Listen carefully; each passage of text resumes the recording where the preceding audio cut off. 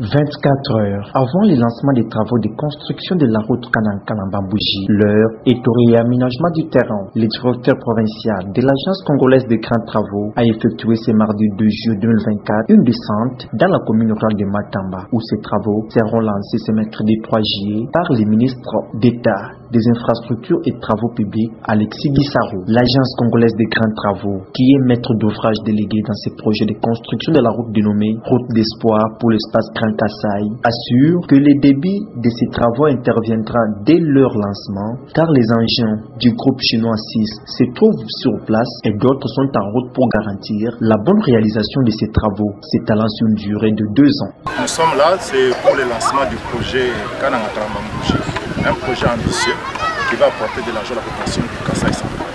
Cela veut dire que ce projet ici est inscrit dans les programmes sino-congolais, les contrats dont le 5e avenant a été signé au mois de mars par l'État. Ça dénote le caractère important de ce projet ici qui vraiment va booster l'économie de ce projet. Cette fois-ci, ça sera la bonne. Je demande à toute la population du Kassai central d'être optimiste et surtout de croire à la volonté du chef de l'État pour le développement de cette province. Tous les engins sont déjà là, je peux vous rassurer. Ce qui est ici, ce n'est qu'un échantillon, mais tous les engins sont déjà là. Les moyens sont disponibles pour la réussite de ce projet. Ces travaux sont prévus pour 2 ans maximum. C'est une route stratégique, comme vous le savez. C'est une route de l'espoir pour cette province ici, qui va permettre à ce que la province soit approvisionnée en temps réel. Et c'est une route qui sera, il faut bien le dire, c'est une route qui sera bitumée. Nous aurons 7 mètres de largeur de la couche de roulement, plus 1 mètre de part et d'autre de la condition.